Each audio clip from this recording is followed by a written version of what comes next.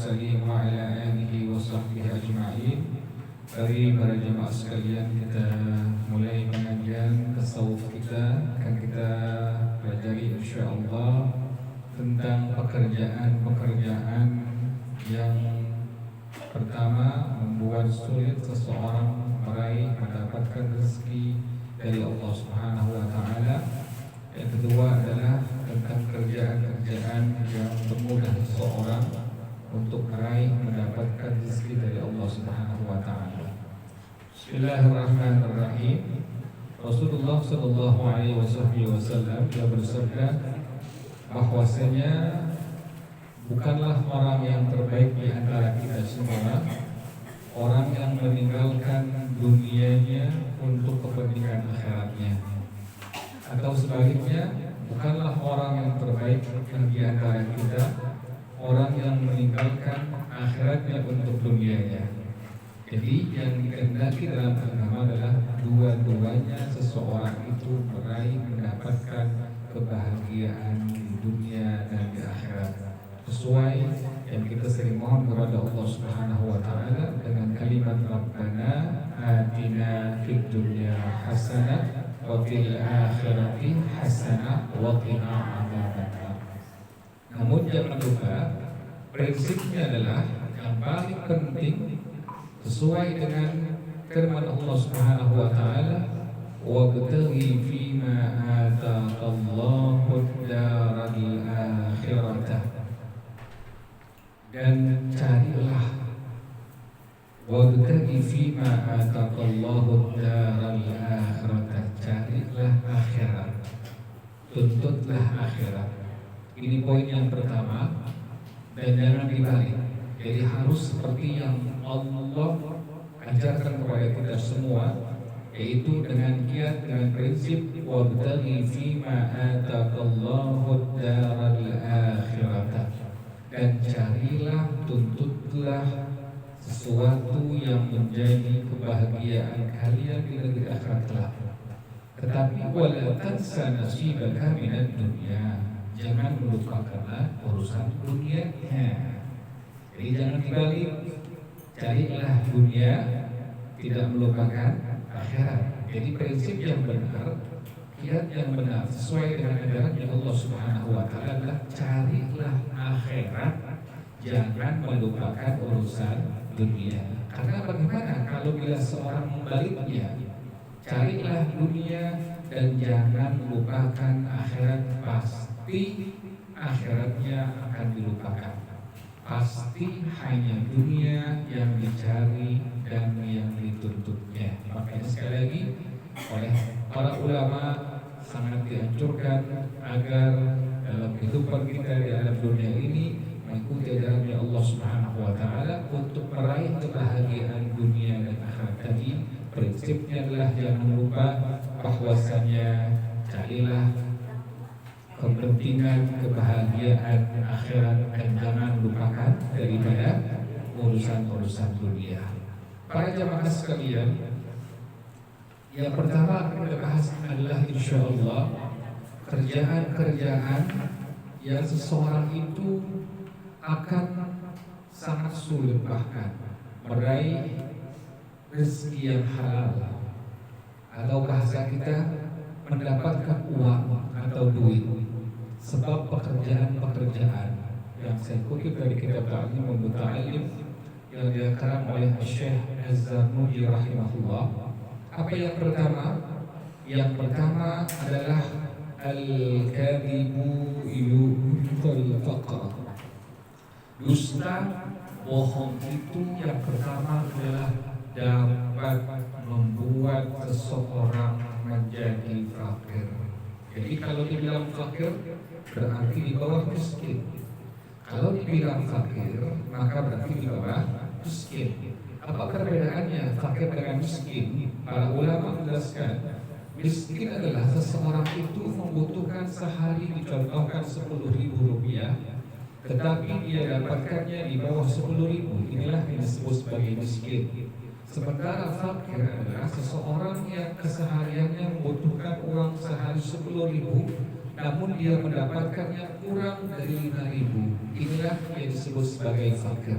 Di antara seseorang, kerjaan seseorang yang dapat membuat dia menjadi fakir, artinya dia akan sulit untuk meraih rezeki atau uang yang halal dari Allah Subhanahu wa taala adalah sebab dia suka senang berbohong.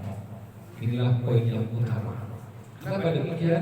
Yang pertama, kata baginda Rasulullah Shallallahu Alaihi Wasallam, setiap seorang itu berbohong, maka malaikat menjauh dari orang tersebut sejauh 2 mil. Setiap kali seorang muslim atau muslimah dia berbohong, dia berucap, dia berkata dengan ucapan dan perkataan yang bohong, yang dusta, maka kata baginda Rasulullah Shallallahu Alaihi Wasallam, malaikat menjauh dari orang tadi sejauh 2 mil. Bayangkan, kalau sekali berbohong, malaikat menjauh. Maka bila mana ini orang berbohong setiap hari menjadi makanannya, setiap hari menjadi lauk-lauknya, maka para malaikat akan menjauh dari orang tadi sejauh-jauhnya. Artinya bagaimana?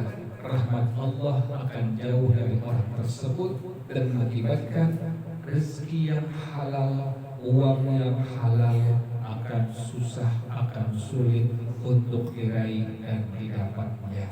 Makanya, jadi poin yang pertama, mudah-mudahan kita semua amalkan, kita perhatikan bahwasanya jangan sekali-kali kita berbohong atau berdusta.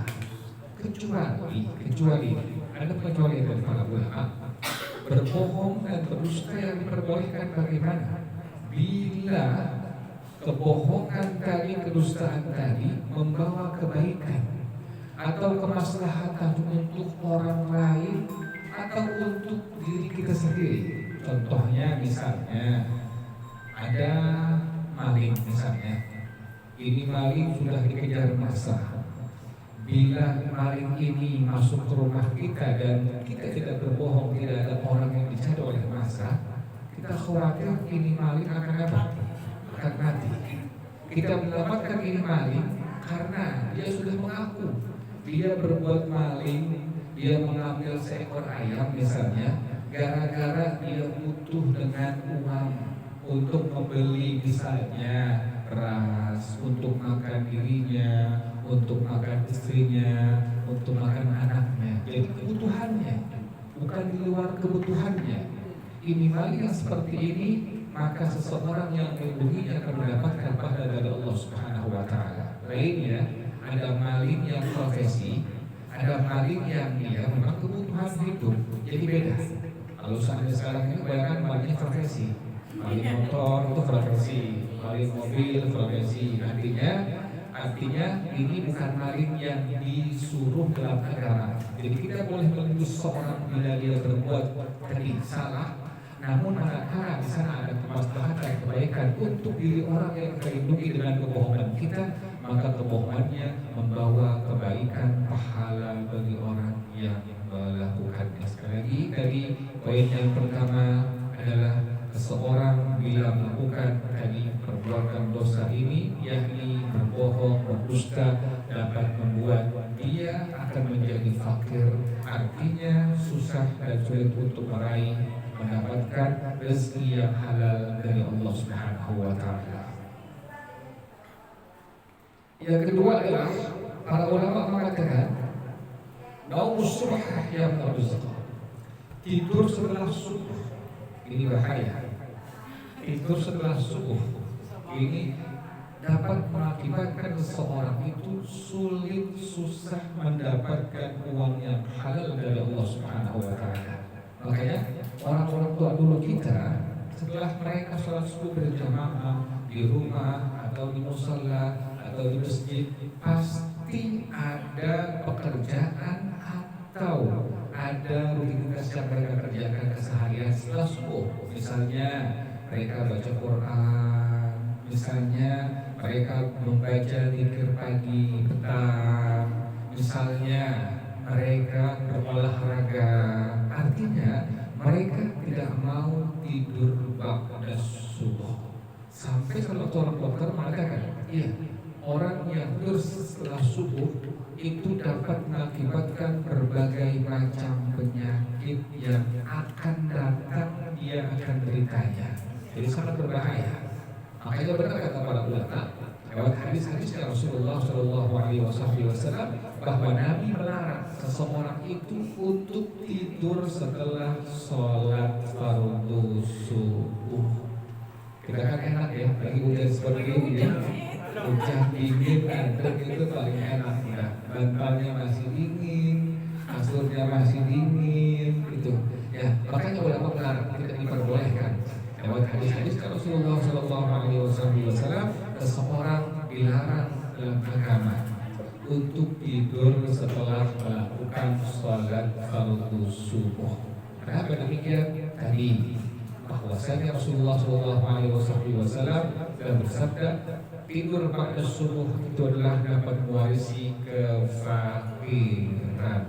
Artinya seseorang untuk pada subuh akan susah, akan sulit meraih uang yang halal dari Allah Subhanahu wa Ta'ala. Saya perhatikan para jamaah sekalian, itu saya melihat kalau saya berangkat jam 3 malam atau saya baru pulang jam 2 malam, itu orang dari luar Jakarta datang ke Jakarta.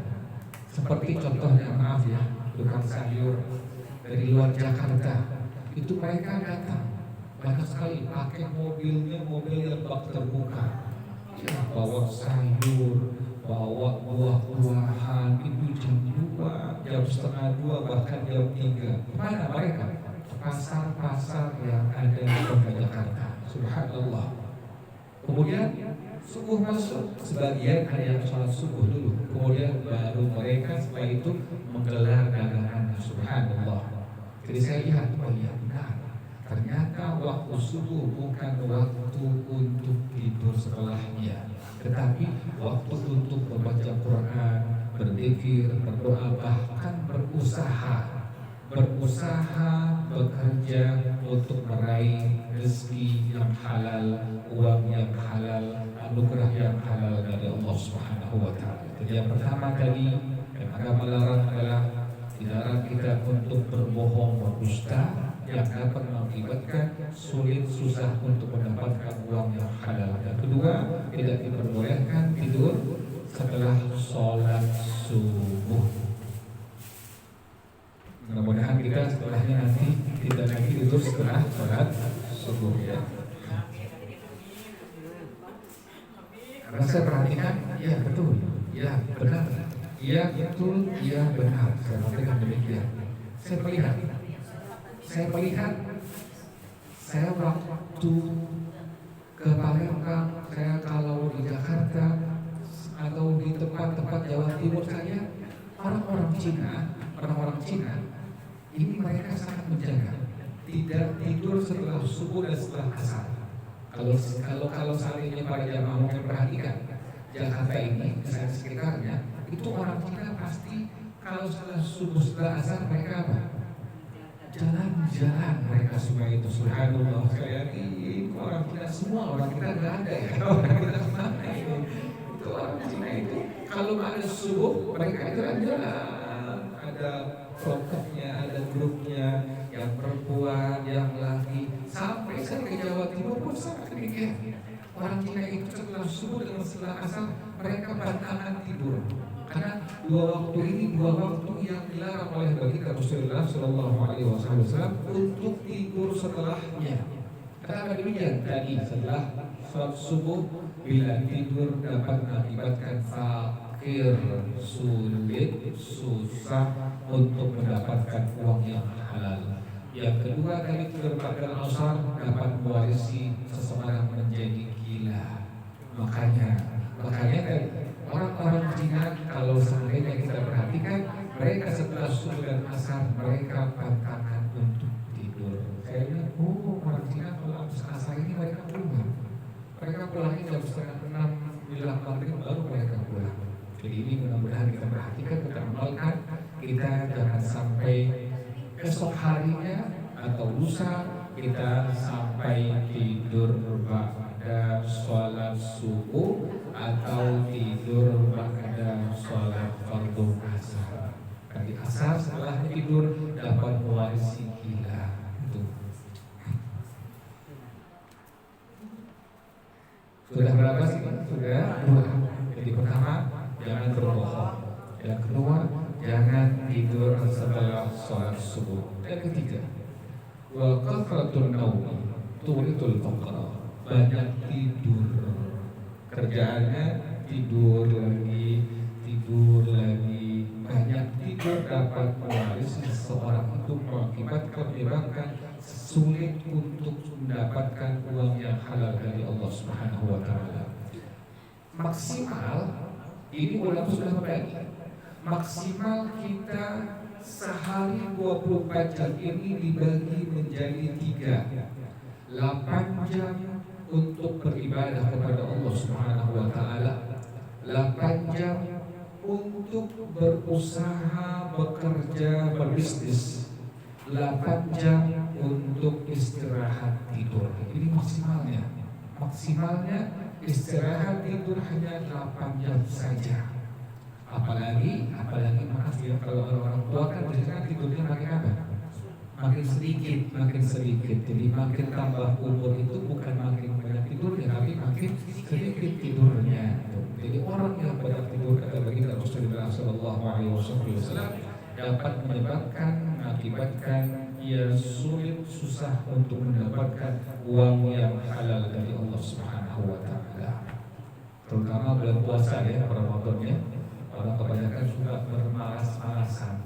Jadi kita seharusnya puasa Ramadan atau puasa sunnah tidak kita menyebabkan menjadi orang yang melakukan banyak tidur.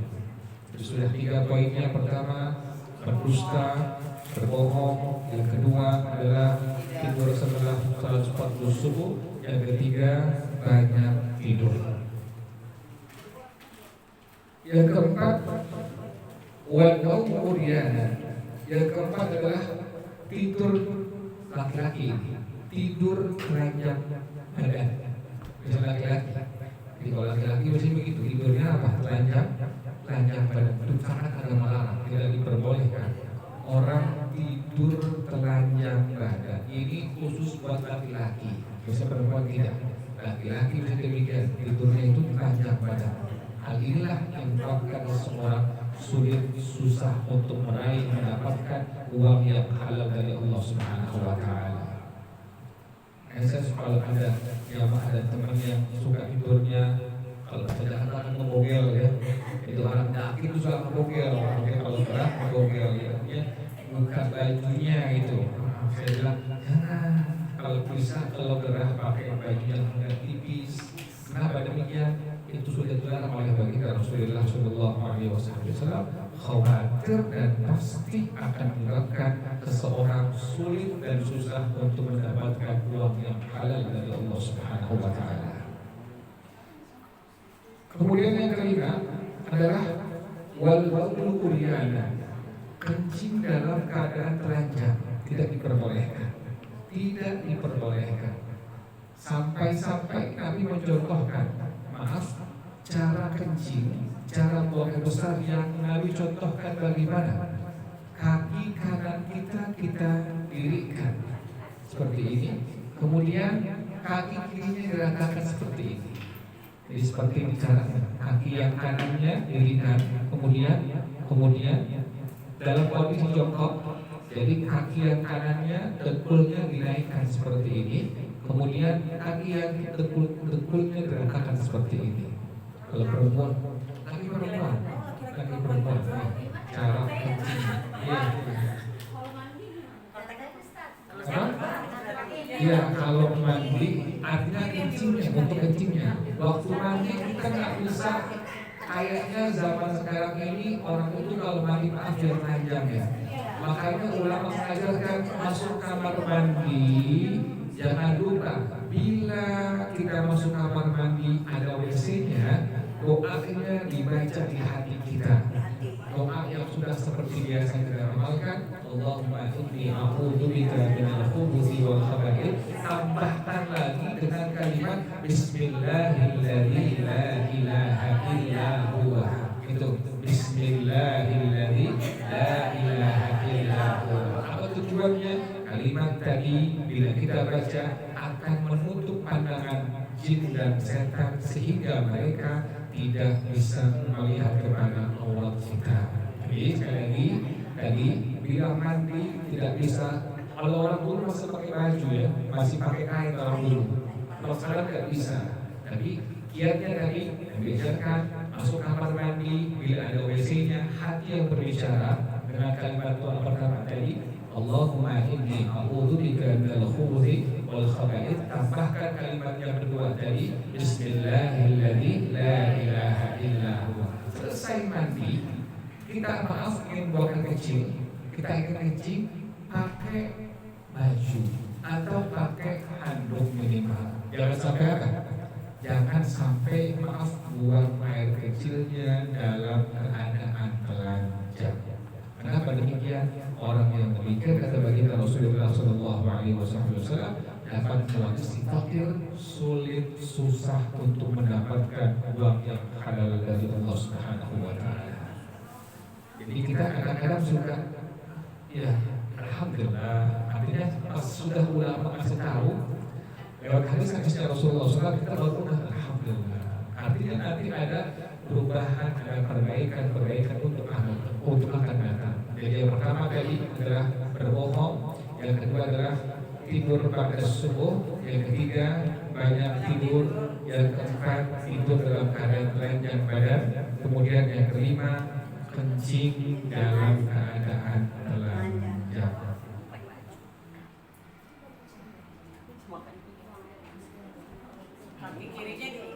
Ya, kakinya diluruskan. Jadi jongkok, tapi jongkoknya dengkul kita yang kanan ditegakkan seperti ini. Kemudian dengkul yang kirinya luruskan seperti itu. Ya, begitu betul. Ya, betul begitu ya. Betul begitu ya. Jadi kanannya, jadi kanan. Nah, jadi yang didirikan dengkul kanannya, sementara dengkul kirinya diluruskan. Posisinya jongkok ya, bukan duduk yang jongkok. Apa? Duduk ke belakang, udah. Jangan masih di belakang.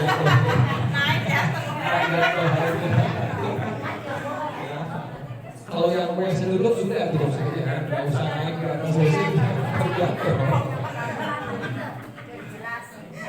Jadi ini bicaranya WC-nya WC yang bukan duduk yang jongkok ya. Ya, kalau yang bisa duduk nanti jatuh takutnya.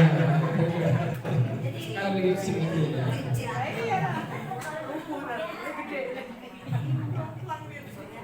Ya tolong ya kita mudah-mudahan bisa perkenalkan ya, bisa mengamalkan cara kencingnya, cara buang air besar tadi. Dengkul kita tegakkan yang kanan, kemudian dengkul yang kiri kita luruskan seperti itu. Itulah yang merupakan ajaran Rasulullah Shallallahu Alaihi Wasallam. Yang kelima dilarang Rasulullah Shallallahu Alaihi Wasallam kencing dalam keadaan telanjang. Yang keenam, wal aklu junuban, makan dan minum dalam keadaan mengandung hadas. Kalau bisa, maaf, setelah hubungan suami istri, atau bagi orang yang mimpi basah bagi perempuan, setelahnya itu jangan langsung makan, jangan langsung minum. Bagaimana kiatnya? Kita berwudu terlebih dahulu. Jadi kalau ingin makan, wudu terlebih dahulu untuk menghilangkan kemakruhan yang tadi. Setelah kita misalnya mimpi basah, maka jangan langsung makan, jangan langsung minum. Minimal kita wudu terlebih dahulu, apalagi bisa langsung melakukan mandi hadasnya. Makanya para ulama sangat perhatikan ini, sampai diajarkan bila sedang mengandung hadas tadi, hadas janabah tadi, dalam kondisi mengandung hadas janabah, akan lebih baiknya setelahnya langsung saja mandi hadas. Karena yang tadi dilarang oleh baginda Rasulullah Shallallahu Alaihi Wasallam, orang yang makan minum dalam kondisi mengandung hadas jenazah dapat menyebabkan sulit susah untuk mendapatkan uang yang halal dari Allah Subhanahu Wa Taala. Yang berapa sekarang ini? Yang ketujuh ya. Yang ketujuh. Wa muttaqi'an ala janbin. Orang yang makannya bertumpuk pada lambung sebelah kanan sambil nonton TV, ya, tiduran, kemudian sambil apa? Sambil ngemil, sambil makan, sambil minum. Jadi sambil santai berbaring, kemudian lambungnya jadi tumpuan seperti itu. Nah, kemudian sambil makan, sambil ngemil, sambil minum, itu dapat mengakibatkan seseorang sulit dan susah, ya seperti itu. Seperti itu, ya. Ya, menempel di lantai dikatakan kepadanya. Saya pernah begitu soalnya. Ya, itu dapat menyebabkan seorang menjadi fakir, sulit, susah untuk mendapatkan uang yang halal dari Allah Subhanahu Wa Taala. Kemudian wattahawunu bisufatil maidati, meremehkan makanan yang jatuh di lantai. Orang dulu itu kalau makan habiskan, pasti seperti itu. Kita punya orang tua pasti demikian. Kalau makan nasi nggak boleh diapain, nggak boleh, harus habisin bersih. Jangan sampai ada yang bersisa nasinya, sampai orang tua dulu kita bilang nanti nasinya nangis, bukan nangis, bukan, tapi itu menjaga. Yang Nabi larang, jangan sampai meremehkan makanan yang jatuh, atau jangan meremehkan makanan yang masih bersisa tadi. Makanya kalau kita makan sesuai dengan porsi kita masing-masing, dan sesuai dengan keinginan kita, dengan sesuai nafsu kita, pada akhirnya tidak habis saya membazir. Makanya lewat hadis-hadis Rasulullah Shallallahu Alaihi Wasallam, Nabi melarang bila ada makanan yang jatuh ke lantai, kita sedang makan, ambil dengan catatan lantainya bersih, ya, dengan catatan lantainya tidak ada obat yang dapat mengandung racun. Nah, itulah poinnya. Yang ke-8, bahwasanya kita dilarang oleh baginda Rasulullah Shallallahu Alaihi Wasallam jangan meremehkan makanan yang jatuh di lantai.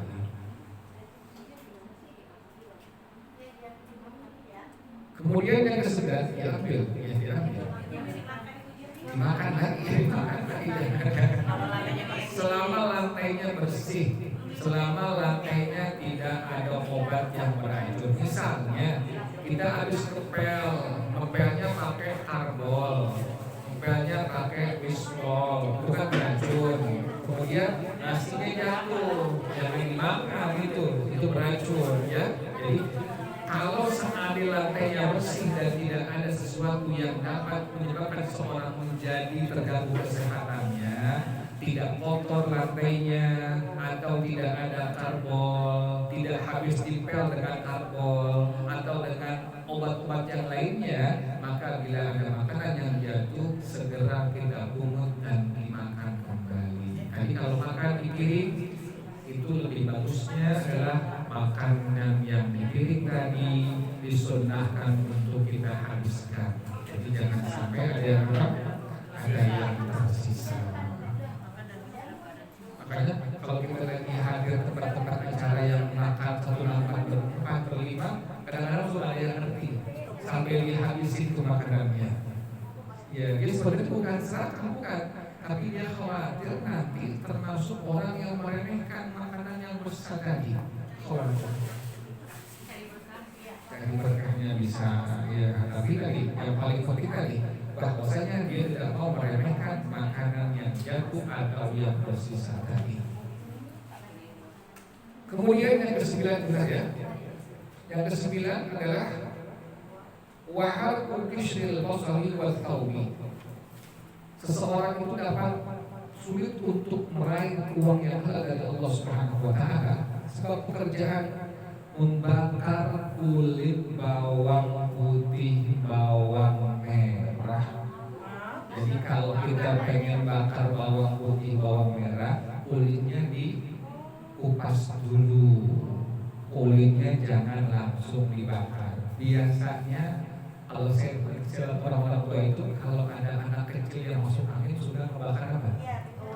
Bawangnya dibakar kemudian baru digeprek, kemudian digoreng ke perut itu baik. Nah, kalau kita sudah tahu dikupas dulu kulitnya, baru kemudian dibakar bawang merahnya atau bawang putihnya. Kenapa demikian? Kami sangat melarang. Tidak diperbolehkan seseorang itu membakar kulit bawang putih atau bawang merah karena kerjaan tadi dapat membuat seseorang sulit, susah untuk mendapatkan uang yang halal dari Allah Subhanahu wa taala. Yang ke-10 adalah wa kansul baiti bil mindili. Yang ke-10 adalah menyapu rumah menggunakan sapu tangan atau menggunakan baju atau menggunakan handuk atau menggunakan kain. Ini kibrat ya. Bukan kibrat ya. Jadi nyapunya bukan pakai sapu, tapi pakai apa? Pakai bahan, pakai kain. Ini karpetnya kotor, pakai kain karena sapunya lagi tidak ada atau ada tapi jauh tempatnya. Akhirnya ini berarti pakai baju atau pakai handuk atau pakai bahan-bahan yang lain atau pakai kain-kain yang lain. Kerjaan tadi ada bagi Rasulullah Shallallahu Alaihi Wasallam mewarisi fakir seseorang sulit susah untuk mendapatkan uang yang halal dari Allah Subhanahu Wa Taala. Beda sama ngelap ya Pak. Pel kan itu pakai. Beda ya. Beda. Itu jadi nyapunya dikibas betul. Kalau dikibaskan kasur pakai sarung itu sama ya. Boleh juga ya. Sampulnya lagi di mana? Kasurnya dikibasin, dikibasin pakai kain, pakai handuk sama tidak diperbolehkan. Kadang-kadang kan itunya lagi di mana gitu. Iya, tidak ada kita ngambil yang praktis. Ya.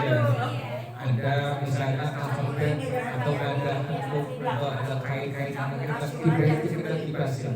Seperti itu adalah kerjaan yang diantaranya membuat seorang sulit dan susah mendapatkan uang yang halal dari Allah Subhanahu wa taala. Ada rontok kan itu. Rontok dulu itu. Sebelahnya rontok. Yang ke-10 sekarang ya. 11. Wa kansul baiti bil laili. Menyapu rumah di malam hari. Tantangan. Menyapu rumah, halaman rumah di waktu malam hari.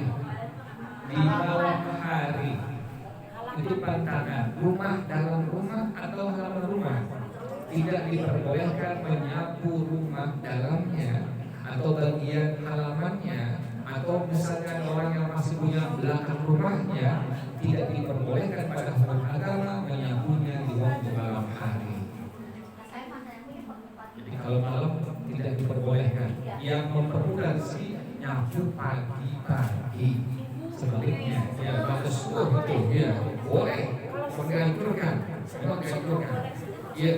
Jadi yang dilarang malam hari, jangan kita menyapu dalam rumah, samping rumah, belakang rumah, halaman rumah pada waktu malam hari. Itu yang sampai sebelum subuh. Jadi dari setelah masuk waktu maghrib sudah malam. Sampai kapan? Sampai sebelum masuk waktu subuh.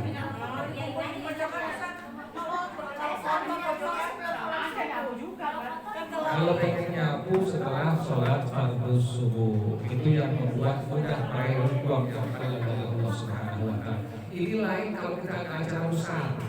Misalnya ada walimah, ada resepsi, masa kita berantakan pagi-pagi, kayak mungkin. Ada orang-orangnya kan berarti yang berbersihkan itu insya Allah dimaaf tidak apa-apa.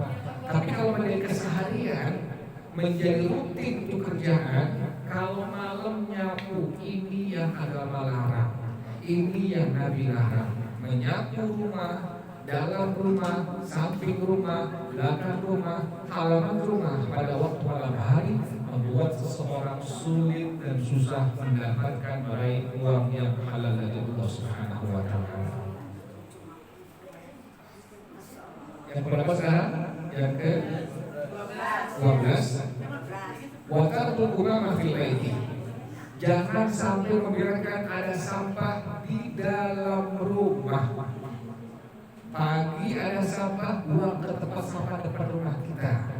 Jadi jangan sampai ada sampah yang numpuk di dalam rumah kita, terutama di dapur kita. Jangan sampai ada sampah yang menumpuk, apalagi di dapur rumah kita, terutama di malam hari. Itu kalau bisa sampah-sampah jangan sampai dibiarkan ada di dalam rumah kita. Jadi kalau bisa ada sampah langsung buang ke tempat sampah depan. Jangan sampai sampah ada dalam rumah kita. Tapi dalam rumah nggak boleh taruh tempat sampah ya? Boleh, tapi langsung buang keluarnya. Ya. Boleh, silahkan. Kan di sana itu ada sampah kering, ada sampah basah. Di dapur itu ada 2 tempat sampah, atau di kamar tidur ada tempat sampah yang kering. Silahkan, tidak apa-apa.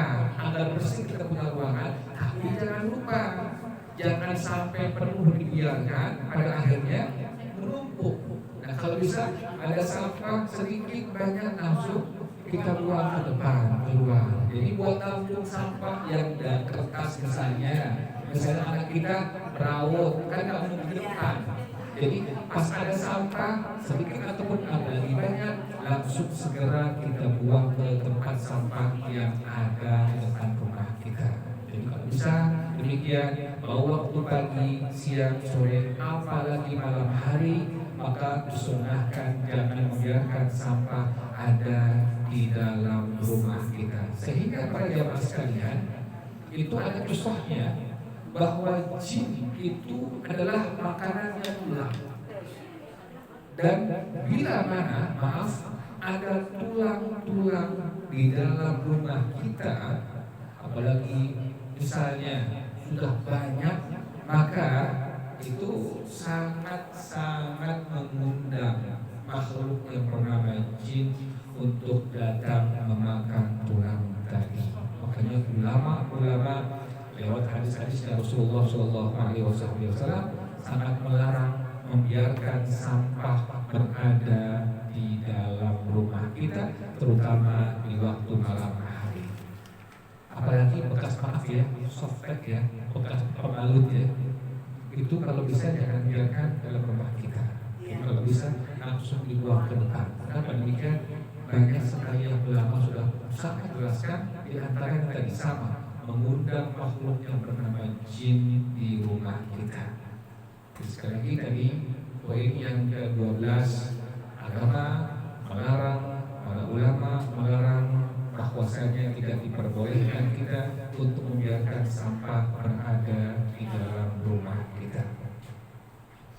Kemudian yang ke-13, wa'ida'ul abawain bismihima, memanggil orang tua dengan namanya.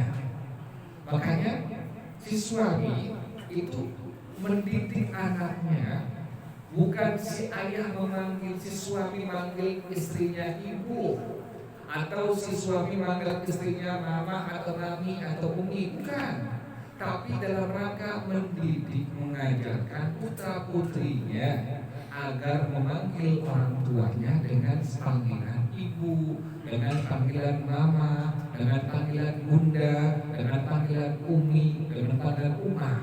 Khawatir anak kecil itu rekamannya sangat apa? Sangat cepat, sangat kuat, dan lama hilangnya.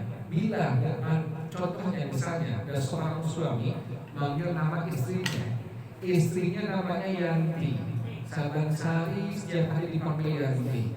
Anaknya merekam dengar, anaknya manggil nama ini bukan manggil nama, bukan manggil ibu. Ini kerjaan dapat membuat seseorang menjadi susah, sulit mendapatkan uang yang halal dari Allah Subhanahu wa taala. Jadi makanya seorang suami itu mengajarkan anak-anaknya dengan memanggil istrinya dengan panggilan bunda atau panggilan umi atau panggilan ibu atau mama. Tujuannya bukan menganggap dia sebagai ibunya, bukan, tetapi mengajarkan mendidik putra putrinya agar membiasakan memanggil ibunya, memanggil mamahnya dengan panggilan tadi. Seseorang bila memanggil nama orang tua dengan namanya, itulah kerjaan yang dapat membuat seseorang menjadi susah sulit untuk mendapatkan uang yang halal dari Allah Subhanahu wa taala. Kemudian wal julusu alal atabati, duduk di ambang pintu. Orang tua dulu tuh larang, amali dilamar urung, seperti itu ya. Itu orang tua tuh melarang, itu ada makna sebenarnya. Dilarang. Pertama, orang kalau bolak-balik kan itu susah. Ya, gara-gara ada orang duduk di depan pintu. Yang lebih penting lagi, ulama melarang lewat hadis-hadisnya Rasulullah SAW bahwasanya bila ada orang yang duduk di ambang pintu, bersandar di depan pintu, kerjaan tadi dapat membuat sulit, susah untuk mendapatkan uang yang halal dari Allah Subhanahu wa taala. Pasti orang tua dulu ngomel pasti. Pertama ibu pasti ngomel. Itu jangan duduk di depan pintu. Amali dilamar urung. Artinya apa? Dilamar urung dia sudah melarang. Jangan duduk di situ. Ini sudah tahu ya bahwasanya hal itu amali nggak boleh. Gak boleh orang lewat susah nanti. Tapi yang paling penting tadi, Nabi melarang orang yang kebiasaannya lain hanya bila ada acara keluarga besar, kita pas duduk di ambang pintu. Itu bukan kebiasaan, karena ada kebagian tempat. Itu tidak apa-apa, insya Allah.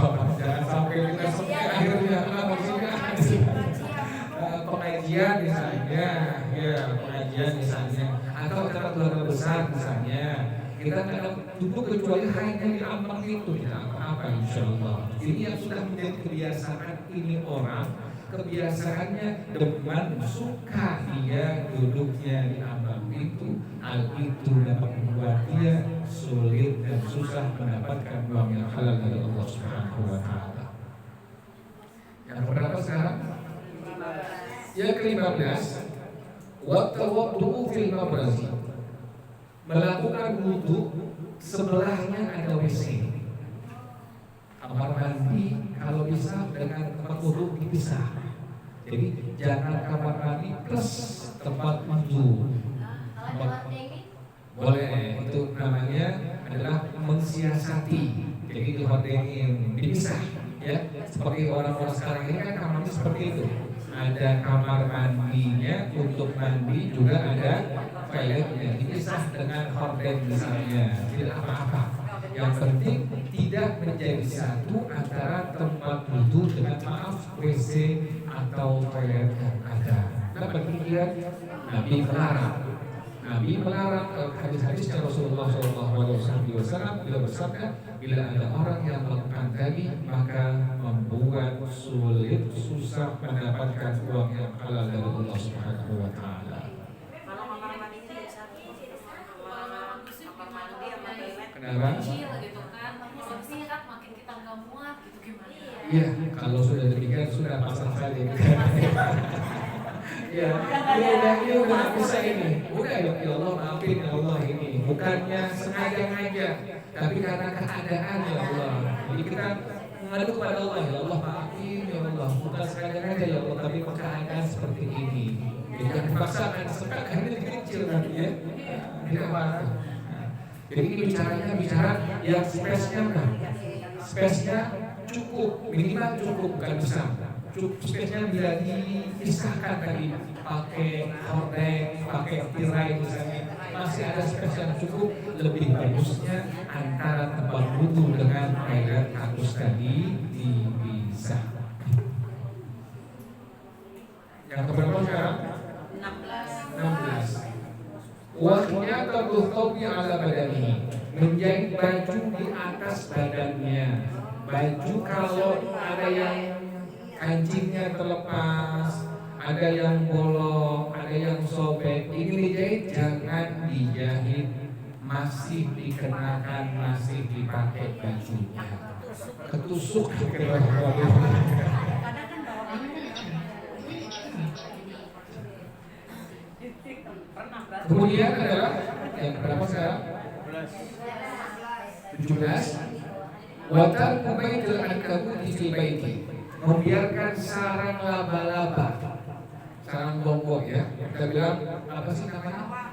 Sawang, sabang. Dibiarkan di rumah kita. Itu bersihin minimal seminggu sekali. Minimal seminggu sekali kita bersihkan. Yang ada di kamar mandi, yang ada di ruang TV, yang ada di ruang keluarga, yang ada di kamar tidur kita. Kalau ada sabang-sabang, ada sawang-sawang yang dibersihkan. Kenapa demikian? Karena bila masih ada, tadi dapat membuat seseorang sulit dan susah untuk mendapatkan uang yang halal dari Allah Subhanahu wa Ta'ala. Berarti menunjukkan agama Islam ini agama yang apa? Agama yang bersih, agama yang sangat perhatikan kesehatan dan kebersihan. Sampai tadi sabang-sabang sarang membuat itu tidak diperbolehkan, dibiarkan berada dalam rumah kita. Kemudian yang ke 18 wal ibtikaru fil dhahabi as-suqi wal ibta'u fil rujui minhu. Berpagi-pagi pergi ke pasar dan berlama-lama pulang dari pasar. Jadi ibu-ibu, terutama ibu-ibu kalau ke pasar jangan pagi-pagi banget. Jangan habis subuh ke pasar. Kalau bisa sudah matahari terbit, setelah sembahyang sudah duha minimal 2 rakaat baru ke pasar. Iya.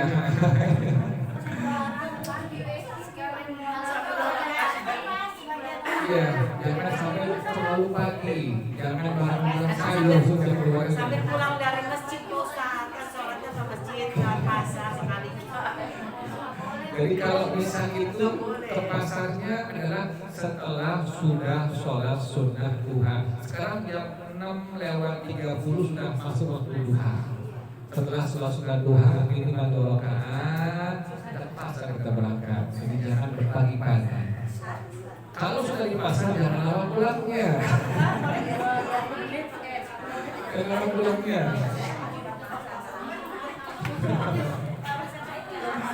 Itu biasanya kalau ke pasar biasanya perempuan sih, tapi bukan perempuan itu biasanya juga lama pulangnya ya. Jadi berpagi-pagi jangan ke pasar berpagi-pagi. Kalau sudah sampai pasar jangan berlama-lama di pasar.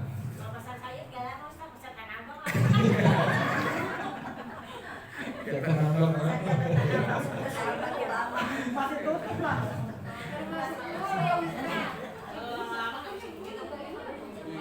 Artinya inilah kerjaan-kerjaan yang diantaranya dapat membuat seorang sulit dan susah mendapatkan uang yang halal dari Allah Subhanahu wa Ta'ala.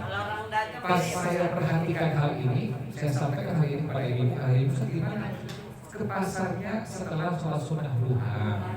Sholat duha selesai baru ke pasar. Jadi dari masjid jangan langsung ke pasar.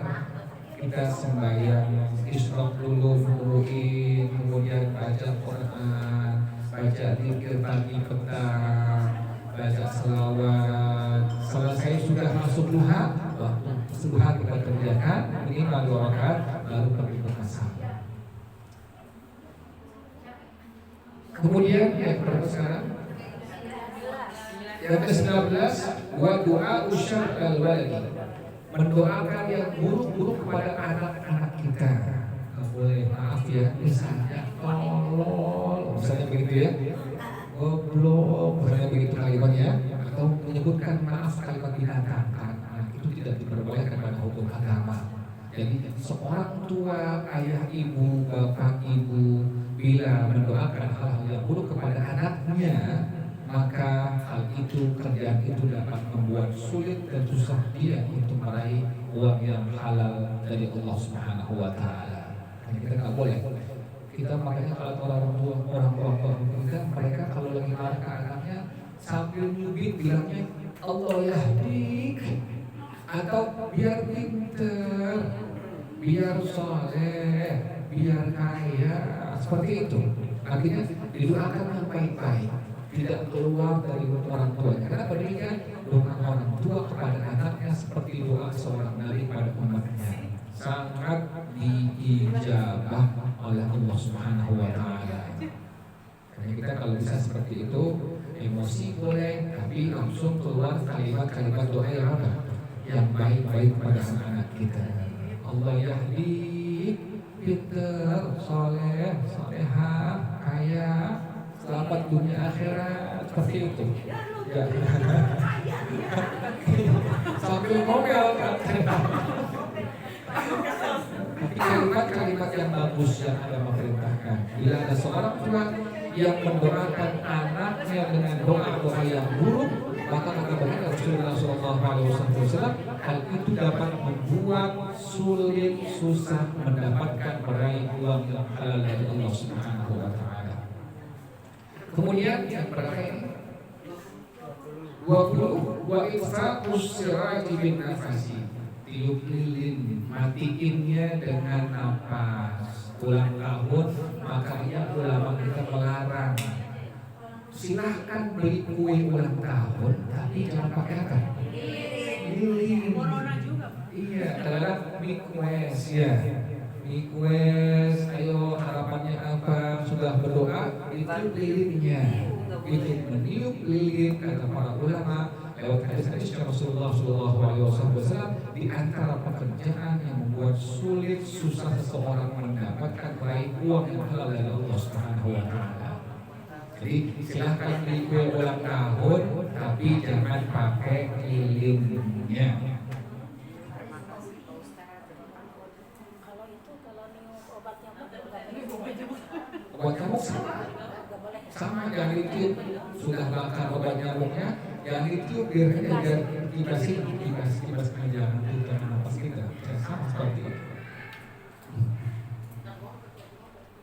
Kemudian yang berapa? 22 ya.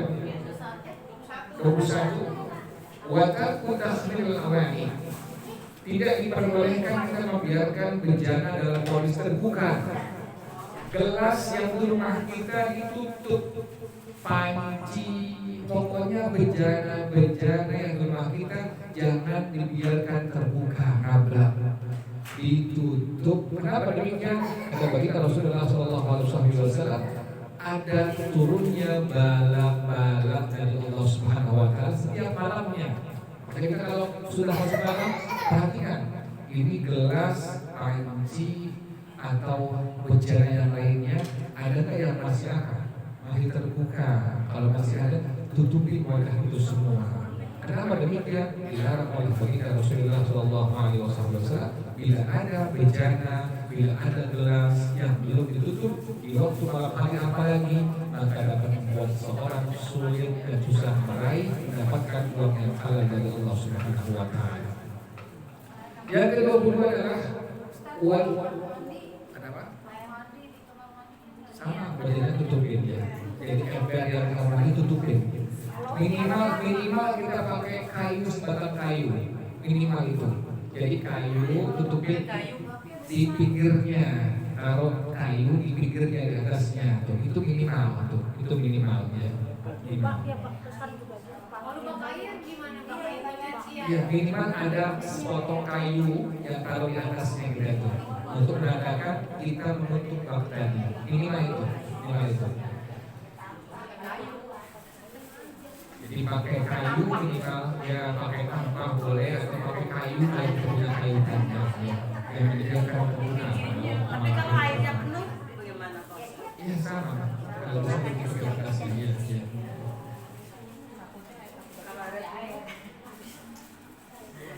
Kemudian yang ke-22 ya.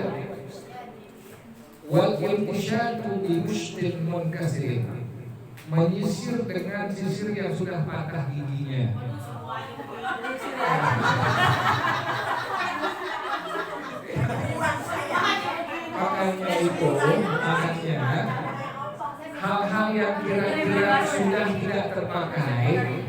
misalnya panci yang pegangannya sudah apa? Sudah hilang satu, sudah patah satu, atau gelas yang sudah kupingnya sudah tidak layak, sudah tidak ada lagi, itu dibuang-buangin. Itu digacoan ya, digacoan. Terus maaf, baju, maaf, BH yang sudah robek, yang sudah bolong, itu jangan dipakai, itu dibuang. Jadi kaos yang sudah bolong dibuang, jangan akalin dari semua. Itu mewarisi fakir, membuat seseorang susah, sulit mendapatkan uangnya.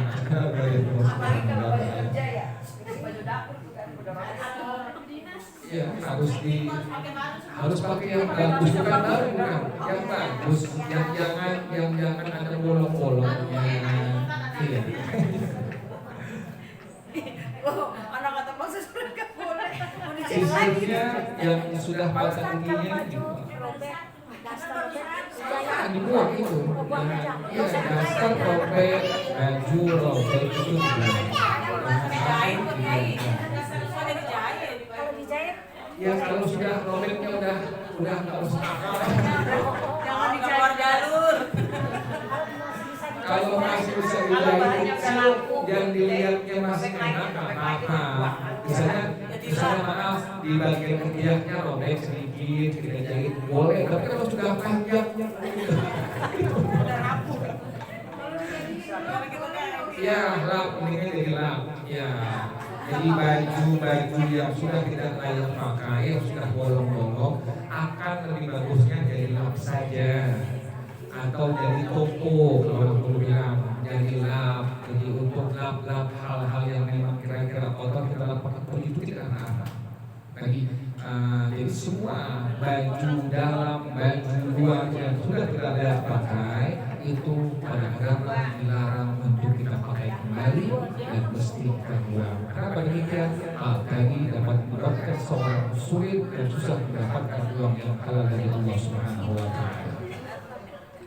Yang kedua sekarang, yang kedua berikutnya adalah watarkud doa bil khairil walidain, meninggalkan mendoakan kedua orang tua. Jangan lupa, ini poin yang paling penting. Jangan pernah melupakan mendoakan orang tua kita yang masih hidup atau yang sudah berpulang ke rahmatullah dengan doa-doa yang baik. Kalau masih hidup, ya Allah, panjangkanlah usia orang tua saya, sehatkanlah badannya, sehat lahir, sehat batin, ya Allah kuatkanlah imannya. Seperti itu. Kalau sudah meninggal dunia, minimal kita kirimkan Fatihah untuk orang tua kita, atau ditambah dengan doa yang sering kita baca, Rabbighfirli wa liwalidayya warhamhuma kama rabbayani shaghira. Wallahu a'lam. Silakan berjawab sekalian bila ada pertanyaan. Wallahu a'lam.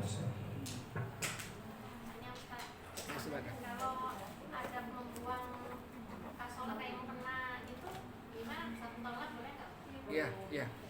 Jadi gimana kalau membuang peci, jilbab, mukena yang sudah bolong, yang sudah rusak? Lebih bagusnya jangan dijadikan lap. Lebih bagusnya bungkus di plastik, kemudian kita buang di tempat yang memang tidak bercampur dengan sampah yang lain. Jadi kita pisahkan, kan suka ada sampah kering, ada sampah yang basah. Nah, kita gabungkan dengan sampah yang kering. Seperti itu. Jadi cara yang demikian. Jadi bukan kita buang mukena, ya bukan. Karena mukenanya sudah tidak layak pakai. Karena jilbabnya sudah tidak layak pakai. Kalau dibakar nggak apa-apa. Jangan. Zaman sekarang kan. Takutnya namanya kita buang sampah, dibuang sampah kan bilang kita udah bercampur. Jadi kalau di tempat yang memang dipisahkan sampah kering sama basah itu enggak, nanti di sana diolah lagi, dipisahkan lagi seperti itu. Yang saya tahu, jadi dipisahkan lagi. Demikian Allah Maha.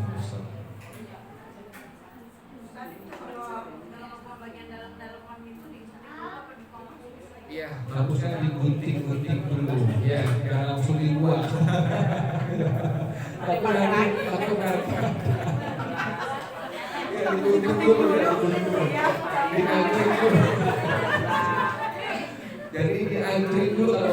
pakaian dalam tuh digunting-gunting dulu sampai tidak berbentuk lagi, baru dibungkus plastik baru dibuang. Itu pakai jangan sampai masih utuh dibuang. Ini kan berbahaya.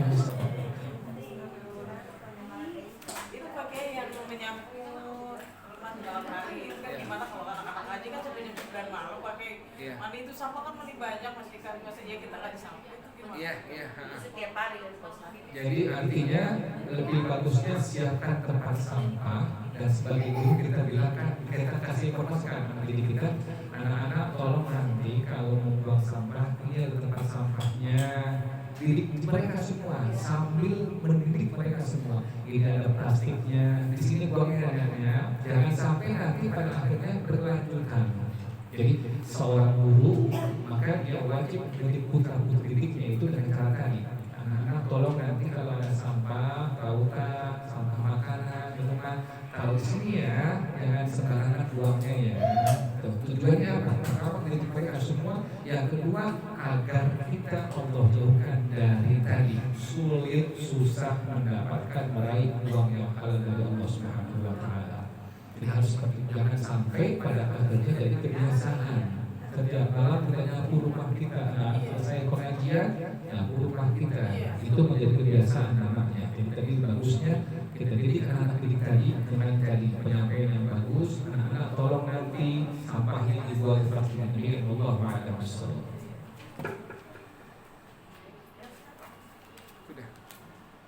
Al-Fatihah. A'udzu billahi minasyaitonir rajim. Bismillahirrahmanirrahim. Alhamdulillahirabbil alamin arrahmanir rahim maliki yaumiddin. Iyyaka na'budu wa iyyaka nasta'in. Ihdinas siratal mustaqim. Siratal ladzina an'amta 'alaihim ghairil maghdubi 'alaihim waladdallin. Amin. Bismillahirrahmanirrahim. Alhamdulillahirabbil alamin. حمدا يوافي نعمه ويكافئ مزيده يا ربنا لك الحمد كما ينبغي لجلال وجهك ولعظيم سلطانك سبحانك لا نحصي ثناء عليك أنت كما أثنيت على نفسك فلك الحمد حتى ترضى ولك الحمد إذا رضيت ولك الحمد بعد رضاك. اللهم صل وسلم على سيدنا محمد وعلى آل سيدنا محمد يا حي يا قيوم يا بديع السماوات والأرض. اللهم اهدنا بهداك واجعلنا ممن يسارع في رضاك ولا تولنا وليا سواك ولا تجعلنا ممن خالف أمرك وعصاك. حسبنا الله ونعم الوكيل ولا حول ولا قوة إلا بالله العلي العظيم. ربنا تقبل منا إنك أنت السميع العليم وتب علينا إنك أنت التواب الرحيم. ربنا آتنا في الدنيا حسنة وفي الآخرة حسنة وقنا عذاب النار يا ذا الجلال والإكرام يا أرحم الراحمين. Kita bersama-sama Rabbi ighfir li wa liwalidayya warhamhuma kama rabbayani shaghira. Rabbi ighfir li wa liwalidayya warhamhuma kama rabbayani shaghira. Rabbi ighfir li wa liwalidayya warhamhuma kama rabbayani shaghira. Sallallahu ala sayyidina Muhammadin wa ala alihi wa sahbihi wa sallam. Subhana rabbika rabbil izzati amma yasifun wa salamun alal mursalin walhamdulillahi rabbil alamin. Kita bersama-sama subhanakallahumma wa bihamdika asyhadu an la ilaha illa anta astaghfiruka wa atubu ilaik. Assalamualaikum warahmatullahi wabarakatuh.